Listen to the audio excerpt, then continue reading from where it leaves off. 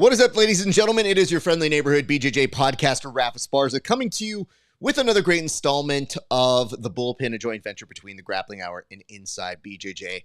How you doing today?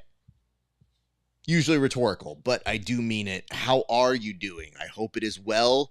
I hope that you were excited to talk about a number of important jiu-jitsu topics. Yes, we will get to UFC BJJ in a second, but first, I feel like we should say hello to my co-host, Tim Freeman. Tim, how are you doing, sir? What's going on, Raf? Great to be here. Yeah, look, we got to talk about the important stuff up front, not UFC BJJ. I'm talking about us, how great we are, how much we want to be here again. It's there's always something, right? Hey, look, I'm tooting the horns, man. I'm a horn tooting dude today, so get ready for it.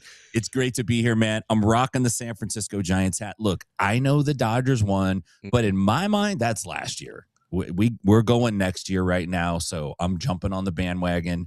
I'll let you know how things are going. Late May. I may step away for a bit and check back in September. We'll find out. I can tell you right now, the official signing of the Dodgers. We were talking off air about the excitement that we have Edwin Diaz joining the team. And I would love to play the song, but it would take down the stream. And I very briefly played it for you off air. And for me, those sound like horns that belong to mariachi fans. And I feel like we can provide that in abundance in LA. Like, if you need mariachis in literally less than 5 minutes, I can make 20 calls and you would have dozens at your doorstep. So Edwin Diaz, welcome to the team. But we have some other issues to get to. Can I tell you the first issue that I have? Because we have some topics we should probably discuss before we get to the main board. Tim, how many times have you done commentary? And follow-up question, have you ever been nervous that you might lose your job? I've done commentary quite a few times. I'm generally pretty nervous. Not that I'm going to lose it, but that I won't be asked back. That's generally the concern, right? I'm glad you say it like that. I always think from the mentality, do you really want to be a part of a club that invites you? That's more how I take things for me. Is I go, oh, man, they're inviting me. I don't know if I trust these guys. I had a particularly odd moment. So I commentate for an organization called SPARSTAR. They did a collaboration with Fight Club OC, and everything seemed pretty normal. Yes, we went from a cage to a ring for this event. No big deal. And yes, it was still MMA. But imagine my surprise when in the crowd, I see one UFC Hall of Famer and UFC champion Michael Bisping in the crowd. My first thought when I saw Michael Bisping was, hey, bud, this job's fulfilled. What are you doing here? Take off, eh? Yeah. Exactly. Like, you don't need to be here, sir. And then I started thinking out loud. I was like, wait, it's a UFC pay-per-view night. What in the hell would possibly bring Michael Bisping here to this organization? And wouldn't you know it, Tim, his son was fighting in our organization. He was making his MMA debut. Now, I had the honor and privilege of calling his fight and later interviewing Callum Bisping in the ring after he won his fight. The issue I had was I tried to do some research on a lot of these amateurs, and when I went to his camo page, Callum was going by Callum Green, I want to say, not Callum Bisping. So imagine my surprise when our wonderful announcer, Jim Fitzgerald, gets on the microphone and goes, please welcome Callum Bisping. And I go, what? Well, I guess that explains why Senor Bisping is in the crowd. And I have to tell you, Tim, it was a very interesting thing to see. Congratulations to Callum for getting it done. He also, in his post-fight speech, told me that instead of doing a celebration, he has to go back home and prepare for finals because he is currently getting his master's. So he's in graduate studies and he can't even celebrate because he has to go back and finish finals. But can I tell you other things that I've learned since that important fight? Turns out Michael Bisping went on his show. And I was wondering, why was this so last minute? Why was this so weird? Turns out Callum didn't even tell Bisping he was going to fight, aka his dad. He and his girlfriend, maybe fiance, I'm sorry if I misread the article, but him and his girl go out to like lunch with Michael Bisping, and they just casually mention that he's going to be fighting the next day. Now, they know he's trained and he's wrestled before, but Tim, you have sons that wrestle, and they can't wrestle forever. How would you take it as a father if they announced to you the brunch the day before you're supposed to fight that, oh, BT Dubs, Dad, I'm going to fight tomorrow? What do you think? Well, first of all, if we're at brunch and they go, yo, I'm fighting tomorrow, I'm slapping the quiche out of their hand because they better be cutting weight. Like, they better be ready. If you're pulling this game, you're in trouble. But I would be highly irritated that as at least jiu-jitsu practitioner, not the best MMA guy, but if I'm Michael Bisping, I'm like, son, you're having an MMA fight tomorrow and you didn't bother to even ask me for a teeny bit of advice? Like, nothing? That's interesting. So a little more on that. Turns out they have a very, very good team that Kellum belongs to. It's the Den. They've got a ton of great fighters. They're always on our cards at SparStar.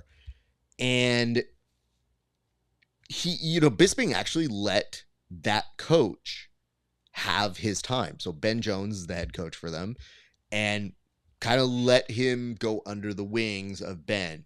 However, after the first round, Kellum got to mount, got a takedown, and then his opponent reversed it on him and ended up top to finish out the round. Michael got up out of his seat and was like, all right, you know what? Here's some advice. And the next two rounds, wouldn't you know it, Kellum was on top. He was able to finish both those rounds decisively, gets the win. So I like that Bisping was like, I'm going to let you be your own man after this first round. I need to make these notes. So I think it's kind of difficult because I'm torn on it.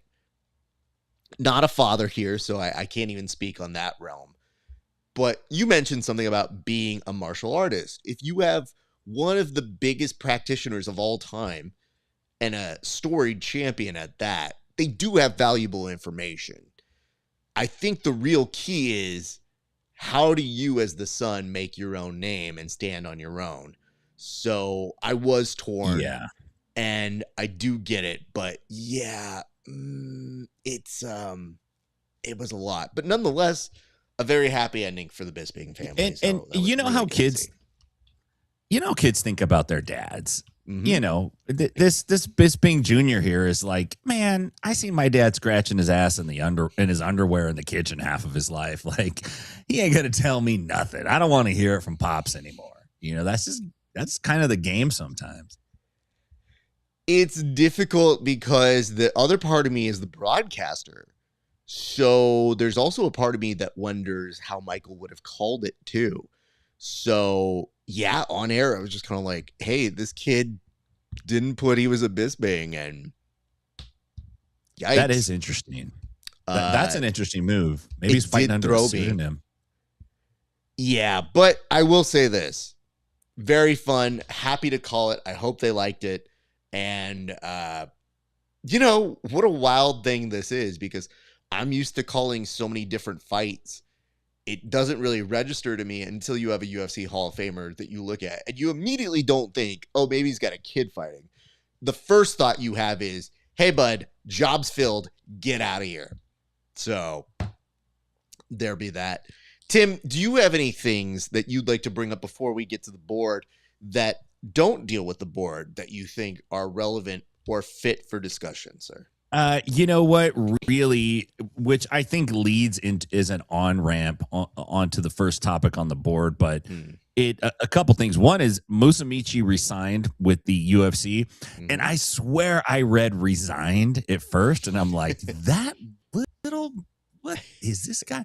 But then I realized, like, no, that says re. And then the other thing is Craig Jones once again going hard in the paint on the UFC, mocking their live numbers. You touched on the announcing a little bit.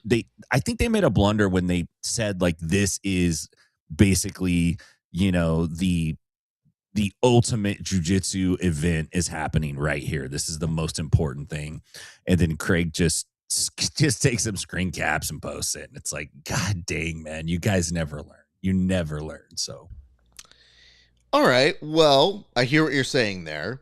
Let's put that theory to a test.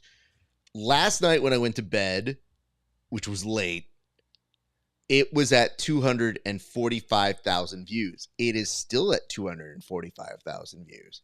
I can tell you in the past, it has not been like that. There's been a small jump. Now, it's not to say a small jump won't happen there, but let's do some math here. I'm so glad you brought that up. I think that segues nicely to our first topic anyway. So I'll put the time on for this. Tim, 215 or 245,000. Actually, no, I take that back. Oh, it went up 30K since I went to bed. That is a different marker. I had done some math yesterday. And do you know how many subscribers the UFC has to its YouTube channel? I have no clue. I would think to their UFC, is it the Fight Pass YouTube? I think they have a couple hundred. Just UFC on YouTube. Oh, just people who can subscribe for free. Probably a few million, I would think. 21.6 million. Okay? Okay. So, I always like to think, how much do they have an advantage? So you have 21.6 million subscribers, which means you can get that in front of the biggest amount of eyeballs for most organizations. Like a lot of smaller jiu-jitsu orgs will dream of these numbers. They won't reach them, but they also don't have the amplification of the UFC. So I thought, as an experiment last night, because I was like, I can't fall asleep, I got to do these numbers. I'm like Egg, which, by the way, good afternoon from your other alias, Egg. We appreciate you. That's where you guys can tune in for a show, by the way. 245,000 divided by 21 million. Any guess? Dude, I don't know. I'm not a mathematician. You don't need to be. What if I were to tell you, Tim, that of all the UFC subscribers for their free channel on YouTube, it barely registers as 1%. So this idea of getting in front of MMA fans, it's not hitting yet. And maybe that number is going to climb. We call it in the TV biz, it's live +7. That's become kind of more of the standard measure of what Nielsen ratings are. These aren't Nielsen ratings, but they are views. So just going off of the views, thank you, Egg. I'm so glad he does the math. Yeah, here you're like doing all this math. I can't even figure out which Tackett brother is older. I'm still trying to like figure out that math, and you guys are like, "What's 17 million divided by 2?" But the reason why I bring it up is this: it is a matter of saying, how much does the UFC's clear advantage of having that many subscribers who literally have it for free still kind of say, I don't know. And that's not even talking about the matches themselves, which we can get into, and we will. I'm just saying Craig is not necessarily lost in this argument about the UFC. And it might give more credence to why, if you do air on Flow Grappling, just take a guess. How many people do you think subscribe to Flow Grappling for free on their YouTube? It's got to be less than 1 million, I would think. I think you might be surprised, Tim. Flow Grappling. Maybe it's more. You're not far off. Flow Grappling has 700,000 subscribers, which is still one of the best in all of jiu-jitsu. So like, it's a pretty solid channel. You have to figure that if they put on their free component, meaning their, let's just go back and see what CJI did. Oh, I can't go back. Actually, no, I can. They did leave it up there. I thought there was talk of it taking down, but they left it up there. That did 1.6 million views for day 1 of CJI 2 and 1.2 million views for day 2 of CJI 2. You know what that means? It means they're overperforming on their channel. So score 1 for Flow Grappling, that they would be able to do those numbers despite the UFC's clear advantage there. So it goes to show that when we say who's the biggest, I still think it is the Craig Jones Invitational, inflated numbers or not. I think you're right. I mean, if you're just talking about in terms of event, if we're not talking about like comprehensiveness, schedule, just what is the event that gets the most looks? It's CJI. You don't, anybody that's doing jujitsu and has been involved for a minute, it's an absolute no-brainer. Like, duh. So I'm going to reset the clock. I'd love for you to tell me if you had anything that stood out to you from yesterday's competition in itself, sir.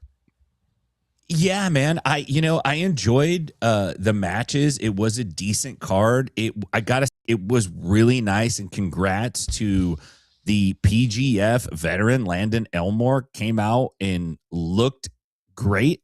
You know, when you watch a match like that, it was so frenetic. The pace was so fast. When you walk into the room, you're just like, you don't know what belt level you're watching, because you're literally watching two guys that look like they're fighting for their lives. But Elmore looked really nice with his counter sub. Great job to him. Varela, nice match. You know, it's just like Andy's one of these guys. His coach told me one time, he said, Andy's like a cat. You can't like make a cat do something. The more you try to make a cat do something, the less that cat's going to do something. It's like one of those kids that they kind of get away from you at the theme park, and you're like, hey, come back over here. And if you walk towards them, they run away from you. You almost have to be like, oh, that's fine, we're leaving, and just turn around and take off. Like, the more the ref, and I think it was Jason Herzog, I'm not positive, the more he tried to get involved in that matchup, it was like the more Andy was going to stunt and be Andy. He did get a heel hook submission. Look, it sucks that, his opponent Malof got injured, but that's grappling, man. If you get injured, you lost. That's just how it works. In my book, that's a win for Andy. So nice job for him. Oliveira's Nagai, dude. I was really impressed with Nagai, and I kind of thought that Nagai was not scored correctly in that match. Like, having Oliveira's win all 3 rounds, I thought was insane. I thought Nagai, especially the first round, Nagai looked fantastic. Same. It was great. Bastos and Aliquin was a good match. Hard one to call, but I do think that one went right. The one that kind of jumped out to me that surprised me was Canuto and Alan Sanchez. It just seemed to me that the pace of Canuto in a 5-minute round, I don't know if Sanchez just wasn't like into it or ready for it, but it just seemed like Canuto's pace was just a little bit faster. I was surprised, although Sanchez did some really slick things during that match. The challenge with Canuto is he's a smart grappler, and he picks up on what you're doing and makes adjustments to it, but I thought he looked great. Bellamere, I'd never want to grapple with Bellamere ever in my life. Like, she's basically has the attitude and the chutzpah of Frank Mir, but it's Bellamere, and she's gonna let you know. Man, I thought the Tackett brothers both had good matches.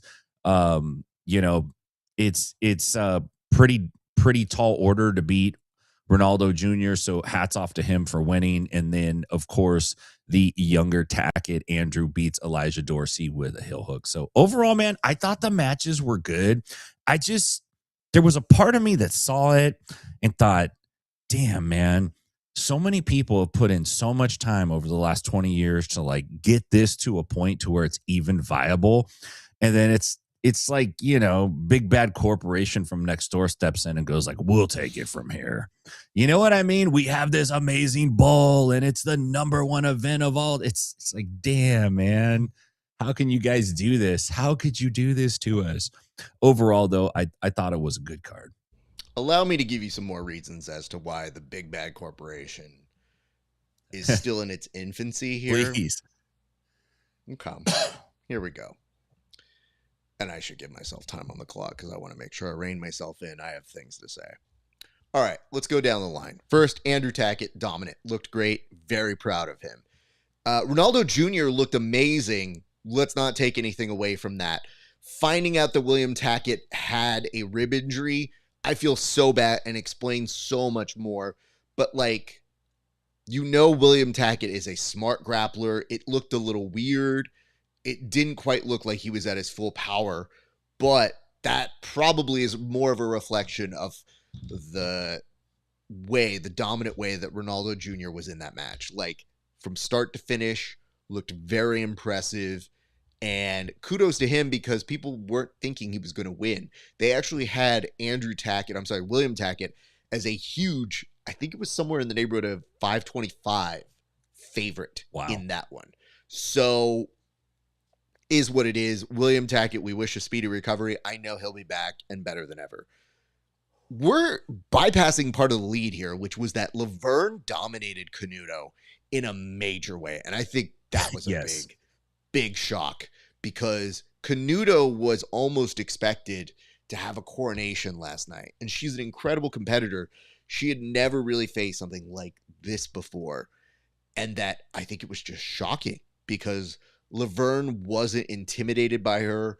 Not only that, but then had a nasty submission on her. And she even mentioned a little bit later, by the way, and this is my favorite part of the post speech, is she was like, I don't like hurting anybody, but I will. And that's just the magic of jiu-jitsu.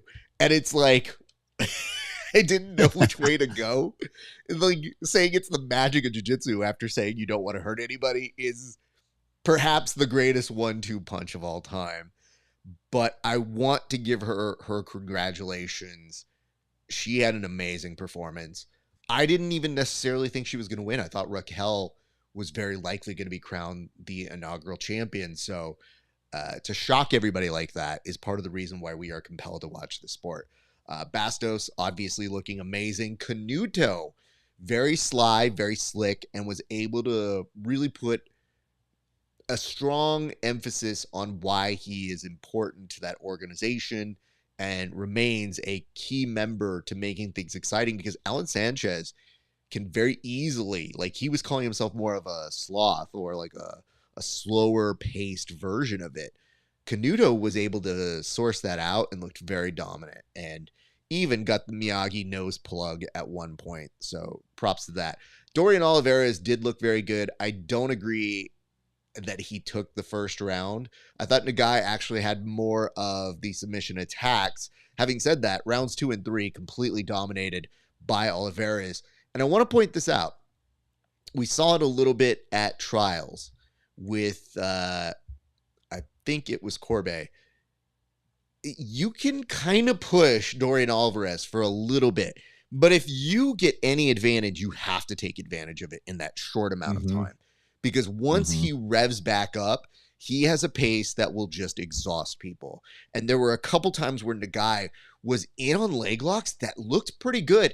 And it looked like even the commentators at one point said they thought that Olivares tapped. So there's that. Bellamir, A+. Landon Elmore, you know how I feel. Great stuff. Yeah. Here's what I want to talk about. Oh, sorry. Go ahead. No. You're not jumping on me. I want to make this clear that the camera is on me so that you're not saying this as well. This commentary team is not helping the cause. At one point yesterday, Andy Varela, one of the most exciting grapplers, was looking pretty dominant in his match. And that's not a slight on Robbie Malloff, who should be commended for his ability to stay in this match. And by the way, one other thing. Why don't we allow tape? That man was trying to tape up his hands, and they're like, not allowed. What stupid rule is that? Tape is not an illegal substance. And yet there are people very likely on illegal substances in that organization. Check the records. I'm just double checking on that. The reason why I bring this up is, one, tape is a silly conversation to have, but that wasn't even the silliest thing. The actual commentary through that match seemed to be dogging one of the most exciting grapplers for not getting a submission. And I want to give you just the summary or the feel of what it was they were saying during that match. First, they were saying that Andy Varela is flexing on them hoes too much because he just kept looking at the camera and showboating. But they kept saying, how about show me a submission? And they kept saying it. It was like a good 5 minutes. They literally would reset the conversation, and instead of talking about what he could do or things that would advance the conversation or the story about this match, they were hung up on the fact that they didn't like him showboating. And yet, that didn't stop them from their social media team using Dana White as one of the co-authors along with the UFC. So are we building drama? And I take them at their word. I think they really did feel that way. It was just dumb because then a few seconds later, surprise, he got a submission. And when he did, absolute crickets. No eating of crow, no saying like, hey, it was worth it. Nothing. As a commentator, you have to own it when you have those moments. And they do happen. But if you're dogging an exciting athlete and saying, man, he's not giving you a show, it looks like he was giving you a show. And then when you use it on the social media to then say, oh my God, look how exciting this is. I think it is worthy criticism to say that when we're looking to make the sport more exciting, we need to be better about how we are communicating the stories behind these matches. It is a mix of analysis, storytelling, and educating the audience. And it feels, at times, they might pick one of those. And to me, that was a huge issue throughout. Not just that match. It happened throughout the rest of the night. So I would like to say, I think those people are very talented, very educated individuals. But now you got to think, how do we continue to expand this audience? Because I know numbers, and they did go down last night. So that would be area one if I was producing that show I would look at. Tim, your thoughts? You know how when a school opens up a kids program and nobody wants to do it, and then they kind of look around the room and they go like, you got kids, right? You know what? You could do it. You have a couple kids. Like, you know what it is to work with kids. It kind of feels like that a little bit. Like they looked at Dean Thomas and they said, you do BJJ, right? You know Matt Serra, right? You know all this stuff, right? Okay, you got it. Okay, who am I going to say? Okay, boom. And they got the other dude. No disrespect to him, but man, the other dude is high energy. Very high, very high energy. But, you know, it's not an easy job to do what they're doing, but it's just some of the things that they're saying is like, man, come on. Tim, I'm pointing this out. I'm offended. I'm a little bit offended. I'm pointing this out as somebody who also does commentary. When you are surprised and something surprises you, it is okay to say that. And to dog Andy Varela, and then he does give you an exciting finish. And then the weirdest part was, I even put that on his story, and Aljo Sterling, by the way, of all people, liked it. So that was kind of wild. But then the second part of that is somebody underneath that put sub, meaning submission in quotation marks. No, he got a submission, dude. It had nothing to do with breaking someone's fingers or a wrist lock or an armbar. He got a heel hook. And maybe in a different situation, my man would have been able to defend it. But to dog the submission artist and to not at all say like, you know what, guys, he proved us wrong. He got the submission. They just stuck to it and they shut up. And I just feel like that is an extra little part of the storytelling. I know this, and it says, I know a guy that has no problem traveling to Vegas to help them out. Well, thank you. And yes, I would 100% do it. And even if you're not talking about me, you are. Thank you, Egg. I appreciate that. And it says, also, Meloff is no slouch. Absolutely. It should be commended for the fact that that dude went out there and continued to compete even when he got injured. And yes, tape should have been allowed. But it says commentary putting themselves over instead of the athletes isn't new for BJJ. That's fine. If you want to be the standard, though, set the standard. That yesterday was not the standard. Yeah. And then Jiu-Jitsu Panda says, I'll state it again about commentary. More personality and a gray crayon. It was so bad. Sure, I would agree with you. I think I hear them trying to do jokes, and it's a lot of dad-based humor that, to me, doesn't quite land. But I think they're trying to be loose and jokey. It's not my stuff or us. Yeah. Oh, you want to put us as a package deal? Sure. But if you can only hire one UFC BJJ, but if I get an assistant, Egg could be a very reliable guy. And here's why. Egg was able to do that 1% off the top of his brain. If you cheated, don't admit you cheated. Don't admit it. Egg, don't tell us. You don't have to say that. Let's move on to our next topic. But anyway, UFC BJJ. One little last thing. I do appreciate that this time, even though they don't have dance partners, they didn't put Mason Fowler or Mikey Musumeci against a shadowy figure and say, we'll see who they're facing. They literally just put a photo of them up and said they will defend their title next year at these events. And I thought at least that presentation's a little bit better. But why don't we know who they're facing? That's it. You had Elijah Dorsey against Andrew Tackett. That is a very viable name. But it seems like the deals are not in place. And it begs the question, one, why? And two, maybe, just maybe, what is the holdup here? If we're trying to build out these divisions, that's fine. But as somebody very sweetly said once on this show, are they waiting to see who wins No-Gi Worlds? Are they waiting to see who those people are that are buzzworthy enough to get in there? And it feels like that's what it is. And it says, I have a minor in math, did it in my head, sir. See? Good.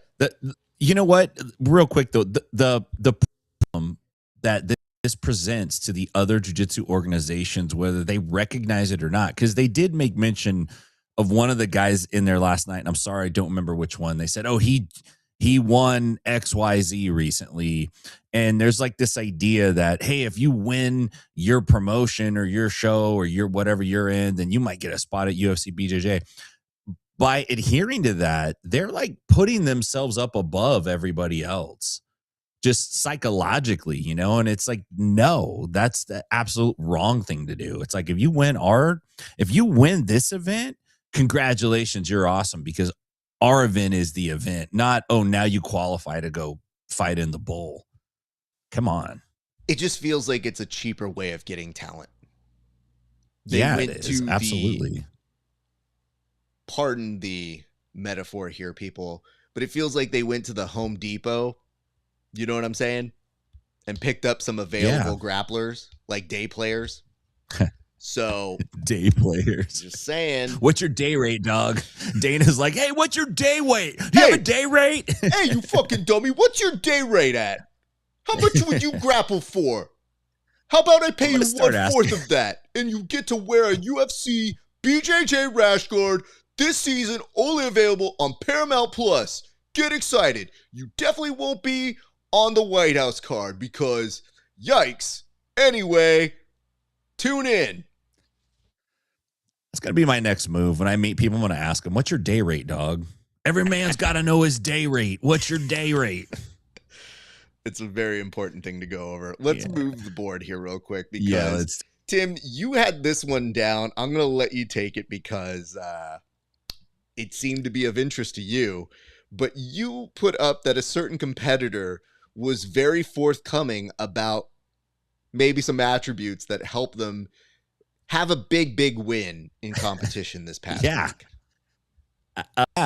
Congratulations, Luke Griffith pulled off a pretty fantastic win against Felipe Pena. There was some drama. I personally felt like Griffith held on to that choke, that face choke, a little long. Like the ref had already kind of like, you should be off.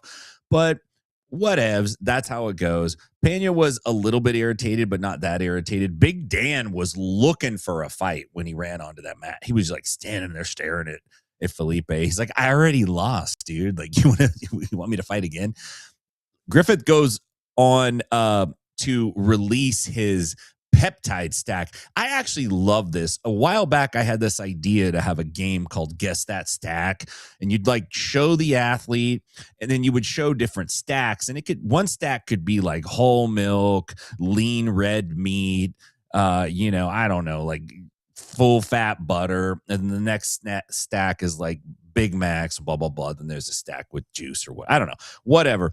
He just came out and revealed his stack. It's a peptide stack. I just want to give you the names of the peptides because I find it all supplements. It's always bro scienced out, no matter what.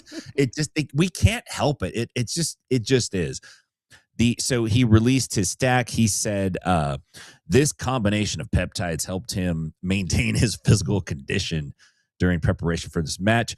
SLUP 332 glow, which is like, I don't know exactly what glow does, but all right. You had 10 cc's of soul glow. Yeah, I want some glow, dog. This actually sounds like The Wire, which was a great show, but they'd be selling, we got red caps, and the next is yellow caps, and then it was WMD. It's like, I got that slup. Oh, they got garbage down there. I got glow. This is the lead in to Cream by Wu-Tang and BPC 157, which is kind of like the all-star of that. Here's the thing though, and it's brilliant. It is, but it's kind of like a commentary on jiu-jitsu in a weird way, is that now he's given this stack away. So that means he has a peptide stack sponsor. Now, peptides are, they're supposed to not be for human consumption. When you go to the websites where you order them, it says like not for human consumption.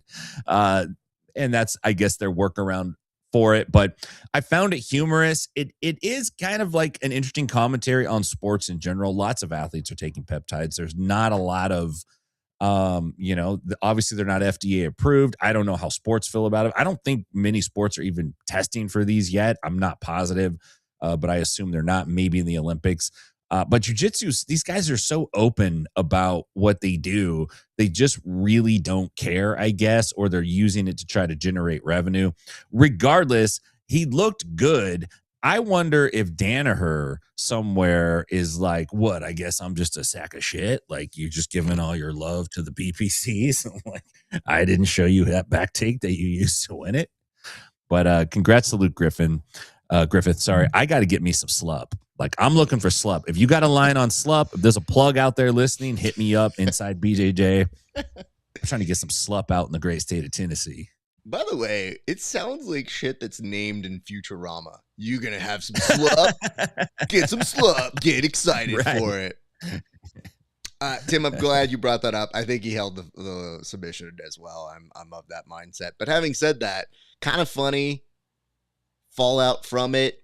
And dare I say this, I still haven't figured out if I liked Who's Number One better or UFC BJJ better. Do you have anywhere that you fell on that one? I liked the and I'm going to apologize because I'm going to look up the competitor's name, but I liked Abraham Lamont, the Mountain, and the dude that he fought at WNO 31. They had a really, really, I'm gonna just say his name to give him some credit, because I thought they had the best match on the card. Oh, I'm sorry, that was Felipe Costa. It was a great, fantastic match. Some of the other matches were like not as great, but I thought out of the two events, for me, that was my favorite match. I just thought it was a good match, man. It was evenly matched. They both got after it. There was drama. I liked it. Understood. We're going to advance the board a little bit further here. We're going to go straight to HESPECT. And this is a big one for us because, how do I put this? Listen, Tim, whenever we're talking about HESPECT in this, apparently one I think we were saying that wasn't this Jones that was putting this up there? Yeah, this was Owen Jones. Owen Jones put this up there, but you also have some other notes here, which is Ferris was treated to middle fingers, threats, and hostile behavior at Who's Number One.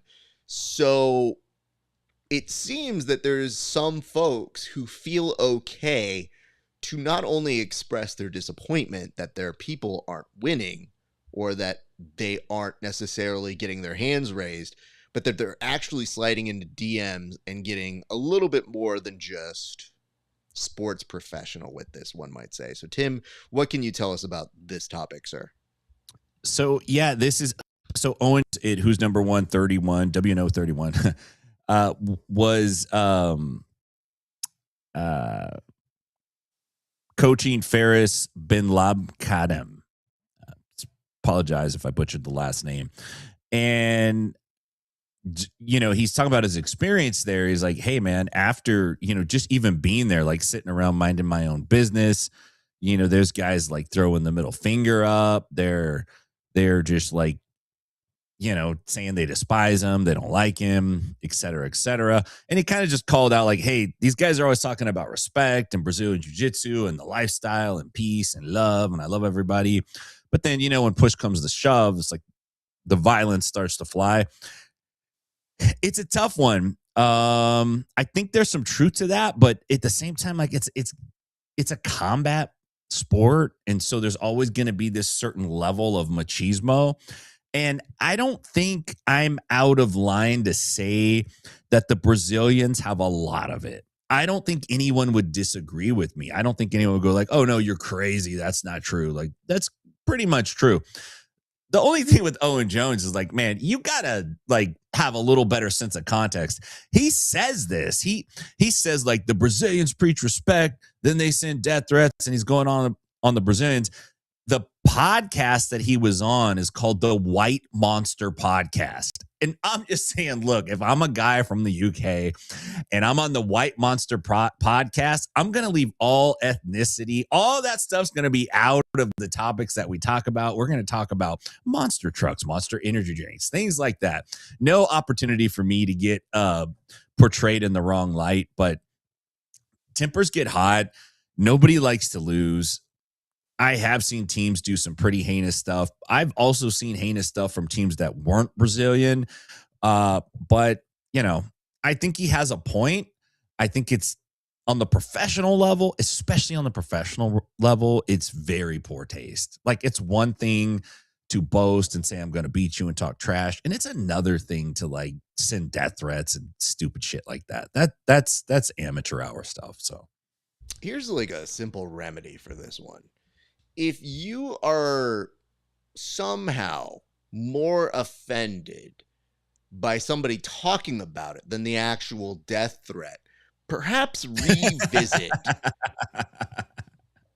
the issue. Maybe the method of communication to let you know that they have received death threats is not the best.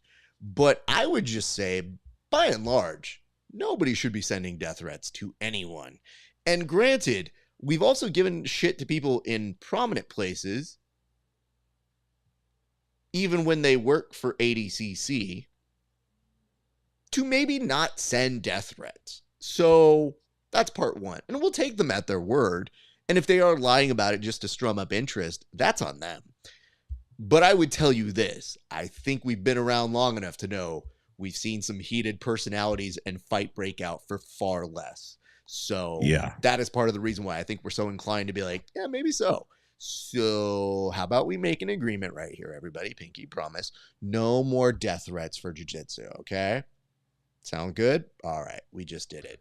Tim, we're going to move on, and this is a sad one because it's truly like the end of Toy Story 3 where you just get sad for no reason because it is quite a happy tale that they're trying to tell, but it does evoke emotions out of you.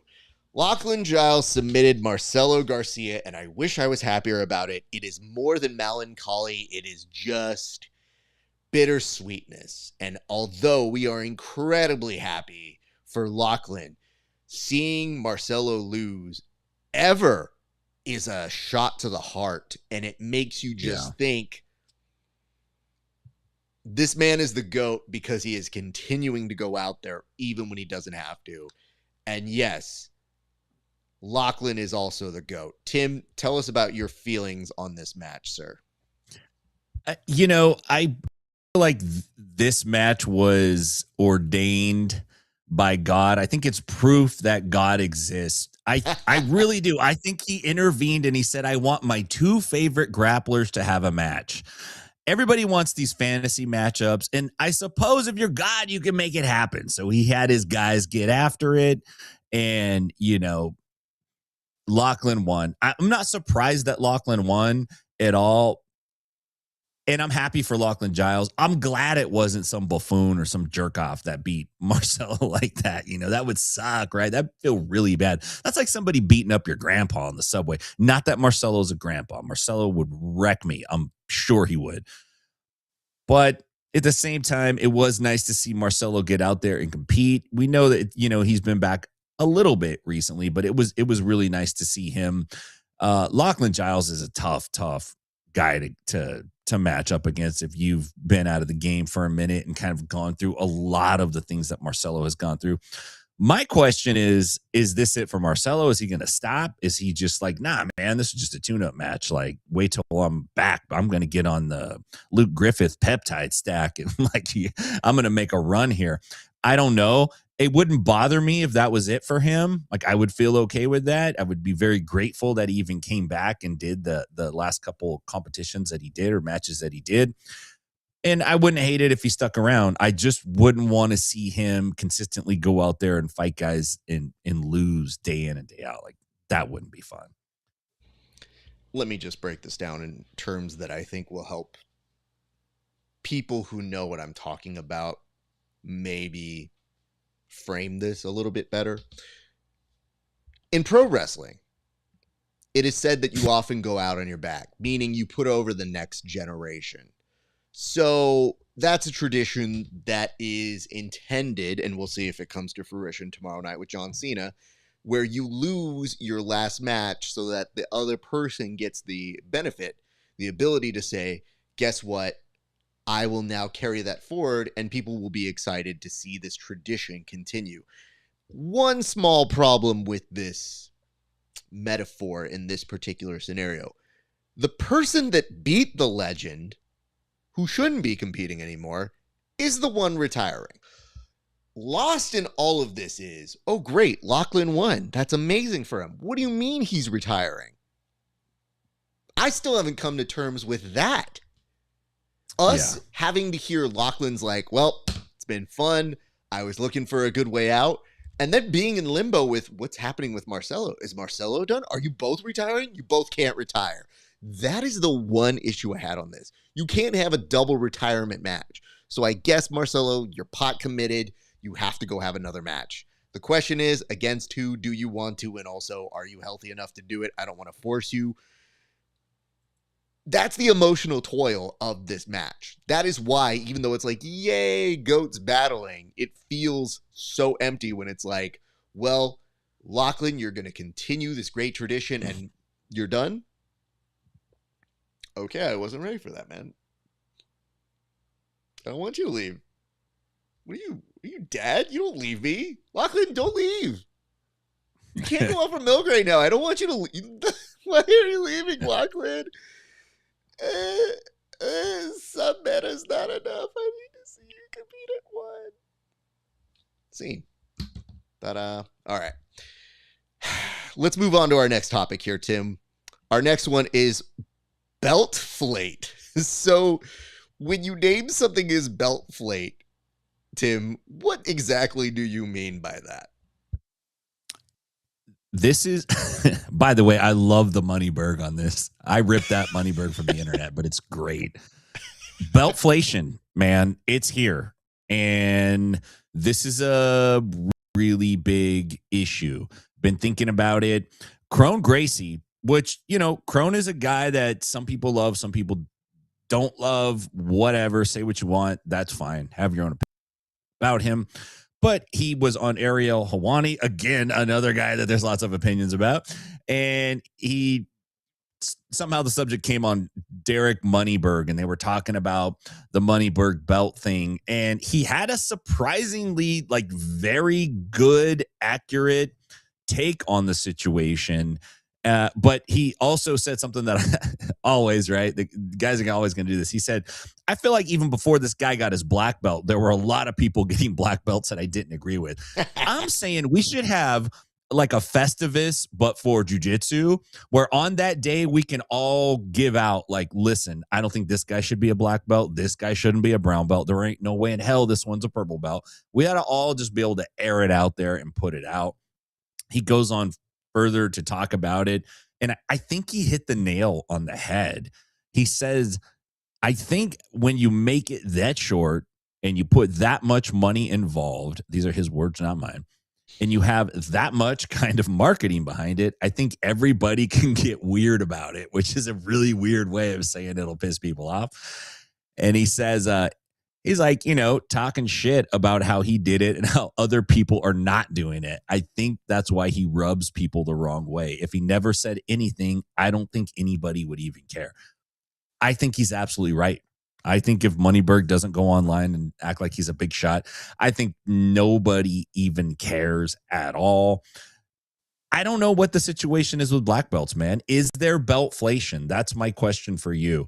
Like, is it too easy? Is that what I think that's what beltflation is? Like, there's a certain amount of money and a certain amount of work you could put in. And if you put in a little more money or maybe a lot more money and just a little bit more work, then you seem to get to that goal quite a bit faster in the jiu-jitsu world. I like this concept, and I like that you're asking me beltflation belt. A non-black belt to you, a black belt, because I do get asked on occasion. They're like, when are you getting promoted? And I'm like, I don't know, dude. I don't really care. When they ask me this, it's usually with the intention of like, what's wrong with you? And there's always a part of me that thinks, does everybody have to get a black belt? Because doesn't that dilute it at some point? And there are days when I feel like, man, I should be ranked a little bit higher. And there are definitely a lot more days where I go, nah, I'm pretty much where I'm supposed to be. And I feel like that's part of a good process. Now, granted, I'm going to be around forever, so I'm not going anywhere. They're going to eventually have to give me one. But that sentence in itself might be part of the issue that Crone has, which is like, why are you going to get a black belt, bud? And I understand that. I hear it. I do.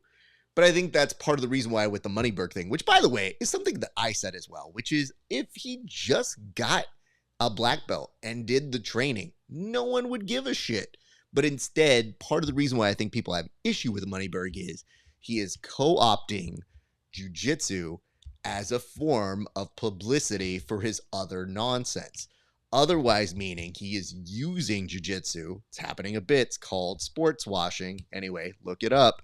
And what's happening is they use that for their own pertinent interests. So him probably, I don't know, selling like an online course to teach you about leadership and being a dude. Maybe he would use jiu-jitsu and several big jiu-jitsu names to get the attention and look like he's holding them hostage. Yeah, I think that's closer to what Crone is talking about. Because if he didn't just say jiu-jitsu was easy, oh, you guys are idiots, there's an intention behind that. So the question is, what's the intention? And I think part of the reason why people hate it, aside from being told they're dumb, is the fact that they can see right through it. And so there are a lot of disaffected youth who feel like they're speaking to him because they say, you know what? Man, I wish I had a strong male figure in my life that could tell me how to make money. It's a home run for almost all of Joe Rogan's listeners. So when you have that, and you have somebody who has Gordon Ryan next to him, it's like, well, I want to be good at jiu-jitsu like Gordon Ryan. Maybe they'll tell me something. These are very similar to the things that we've claimed. Crone said it, and then all of a sudden it's like, well, two things. One, you're now listening, but two, maybe we're not wrong. And that a very seasoned black belt who is very good feels the same way. So there's that. And it says, great. Now I'm wondering if I'm a victim of beltflation. You are. I'll just answer that one easily. If you're wondering, then you are. That one works. It's so easy to say that to somebody I know. So that's why it's very funny. Bryce, you're fine. You're where you're supposed to be. And you got your belt from Jay Pages. Like, Jay's a good person. And it says, I'm surprised Moneyberg doesn't own a PGF team yet. Do not speak that into existence, you dick. If that happens, we're having issues. So there is that. All right, Tim, I think we're ready to go to one of our last topics. Now, here is the way we're doing this one. Sometimes there's too many topics to get to in a week, especially when there's a big jiu-jitsu week. So what I'm challenging you here, Tim, is to get through as many of those topics in the 3 minutes that we have here on the board. So right now, the time is already going. I need you to try and update us on those hit lists. You have 3 minutes beginning now. Easy money. I don't know if there's 3 minutes worth of pettiness in these stories here. Number one, the scholar Gordon Ryan goes online and he accuses a guy whose nickname is Nicky Rod, of plagiarizing his social media content. And so you wonder, well, what did he plagiarize? Did Gordon write a poem? Did he come out with some original literature? Did he have like a hot take that nobody's had before? Here's what he plagiarized. Gordon said, when you're trained at grappling and fighting and you match up against somebody who has never trained, it's like fighting with a baby. And then Nicky Rod, a year and a half or 2 years later, basically mimicked the same thing. Listen, dude, I've heard that thing said the whole 20 years I've been training jiu-jitsu. That's not an original idea. That's not even worthy of plagiarism. And the fact that you would accuse somebody of plagiarism for stealing some overused, silly, stupid thing that jiu-jitsu guys say to make ourselves feel good is a very interesting insight into where you got your doctorate.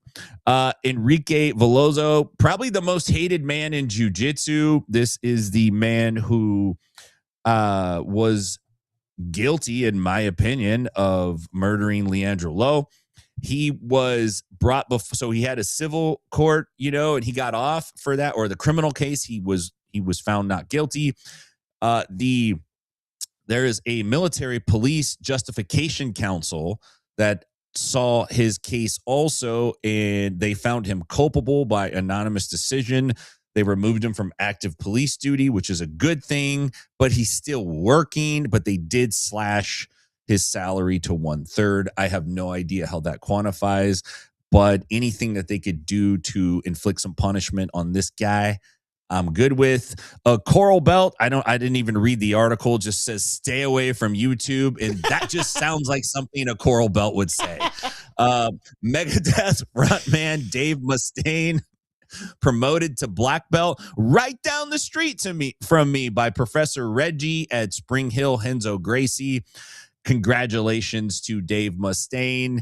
You didn't quite hit it like Metallica did, but I always thought you were just as great. He's a totally awesome musician, and it's kind of cool. He's been doing jiu-jitsu for a minute, so it's kind of cool to see the guys like that. They're not like always in the movies celebrities, but dudes that, are celebrities in their own right. And I got to say, I think somewhere Zoltan's getting warmed up for a heavy metal guitar player death match. I think we got the actor set, and we also have the stage, so let's do it. That's the hit list, Raf. Thank you for the hit list this week, Tim. Hey, I know now we're going to advance the board to one of our last topics, which is this week's fight of the week. Tim, what can you tell us about this week's low light highlight? What this is an example of messing with the wrong dude. And no matter how out of shape you are, no matter how long it's been since you've grappled, some things are going to stick with you. Some things are gonna be like riding a bike. One of those things that I've learned is suplexes. So you want to pay attention to this video. It is a classic battle, yellow shirts against casuals. This is under the genre of, it looks like a department or big box store parking lot. Lots of fights that start in these parking lots, by the way. I've been seeing tons of them, so you need to be careful out there. All right, let's see what this one looks like, Tim. If you don't mind walking us through it, all yours. Okay, so we got the yellow shirt squaring up, and I like the deeks. He's getting ready to set up his shot. They're kind of playing a little. He knocks Casual down. Yellow Shirt's throwing bombs. He picks him up, takes him down, but look, doesn't let go. Takes him for a ride again, and then throws a knee at the end and shoves him. And I like how Casual just kind of walks away like he's looking for his keys. There's some taunting. Be taunting too. If I suplex you twice, belly to back on the spot, and follow up with the knee of justice, you're gonna get taunted. I'm gonna be throwing 10p gang signs all day in that parking lot, man. Well, allow me to take one quick stab at this. First off, I love the boldness of somebody who looks like a giant highlighter coming at you to attack you. Rushes after you, and now this is my favorite. Is these are like not full combinations, but he's just letting them know, like, oh, I'm a hit you. Now, other dude swing and a miss and then trips. This is where you got to look at your footwork here, people. And it's a little deceptive because look at what's happening here. He comes in, loses his balance, inopportune time, and that allows him to go to town, knocks his hat off. Very impressive work here. But the more impressive thing is the belly-to-belly suplex that happens in 3-2. And the release, you would think it'd be done. No, he gets it again and continues like Brock Lesnar at SummerSlam against John Cena, RIP John Cena, and continues to go. But this is what I love. After the knee, the reason you see the taunt is he gets up like Cat Williams in the Friday franchise and it's just like, nothing happened to me, player. There was nothing that happened there, player. You know that I am still pimping right now. And the other dude looks at him, and of course he's going to throw up his shit. He's going to be like, yo, fam, you got suplexed. Not once, dose. And that, my friends, is the fight of the week. Tim, why don't you tell the people where they can find you, good sir? Yes, sir. You find me at Inside BJJ, your favorite social media platforms.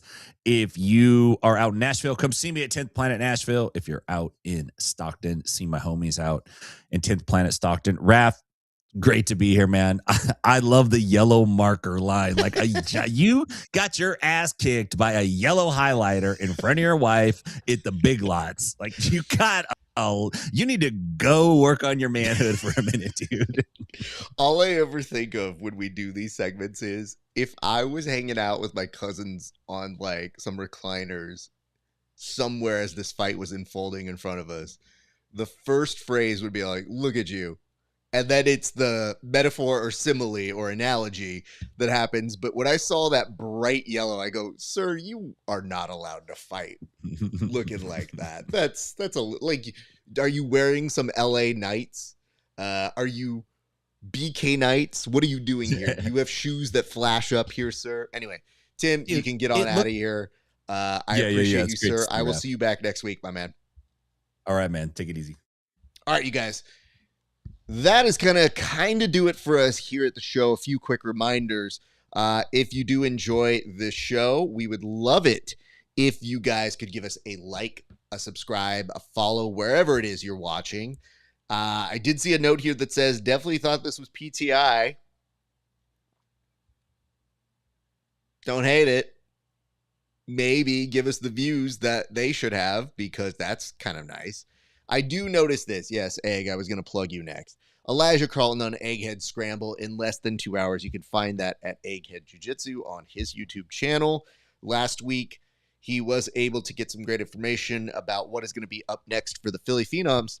And I do believe we do have it announced on good authority that their next coach, or their first coach, for the Philly Phenoms is going to be one Chris Olivo, who is a storied competitor with the world of grappling. He was on the previous season of the PGF. Previous 2 back-to-back, I want to say. Yeah, because he competed in the big boy division as well, and then went back to a weight class that was closer to his own. So it'll be very interesting, especially since he has his own gym, and him being a guiding force will be a very interesting thing for season 9. So you can find out all that information and more on the Egghead Scramble podcast that's coming up 5 p.m. at Egghead Jiu-Jitsu YouTube. All right, back to me. Patreon. I know. You hear these a lot. But here's why Patreon matters to an independent creator like me. If you go to a Patreon and you support me for just $5 a month, you get to see interviews 30 days before everybody else. So for example, you might have seen that Landon Elmore has been on the show once. No. He's been on twice. You would have seen it twice if you were a Patreon member. It will go out for free everybody next week, where he was alluding to some organization that he can't talk about. We knew it was UFC BJJ. He was trying to be coy about it. But you would have known that information a while ago. So instead, it'd be great if you support me. You find out the information before everybody else, and you see extra bonus content. We've done some tape studies with the recent athletes, and I have found them very fascinating to learn about their process, what they were thinking as they were fighting. That is for our premium users. We keep it very low cost, $5 and $10 a month. And yes, there is a free component. So at the very least, I'd love it if you become a free member so that you are alerted when those interviews and bits come out before everybody else gets to see them. And for our premium users, they're behind the paywall forever. So people really don't get to see those unless they pay for that one. There be that. But just as a little thing too, come in. We're doing a thing where I might actually show you guys the interviews once they go off paywall before the YouTube people. So a couple of those interviews that are, I'm not telling anybody else, but like a couple of the interviews that aren't on YouTube are on the Patreon for free right now. I'm just saying. So free members can even see those right now. Patreon.com/Grappling Hour. You can also get you some Grappling Hour merch. Head on over to RAFESPARZA.com/merch. Every dollar you spend there and on Patreon goes right back into the show. It is a big, big help. I do appreciate that. You can also check us out. We won't plug that one. We'll just say like, comment, and subscribe if you haven't done so already. It really does help wherever you're watching. Tell the people you like the show. And finally, if you want to continue the discussions we have here on the show, you can check us out on our Discord. All right, friends, that's going to do it for us this week. I thank you all for joining us for a very special edition of the Bullpen. We will be back here next Friday. We will likely have some coverage of the No-Gi Worlds, as well as some of the fallout, I'm sure, from the UFC BJJ that just took place. So lots to talk about, even though we are coming up at the end of the year. And my thanks to you for sticking with us for this entire episode. But ladies and gentlemen, it's been a great day for grappling. We'll see you back on the mats.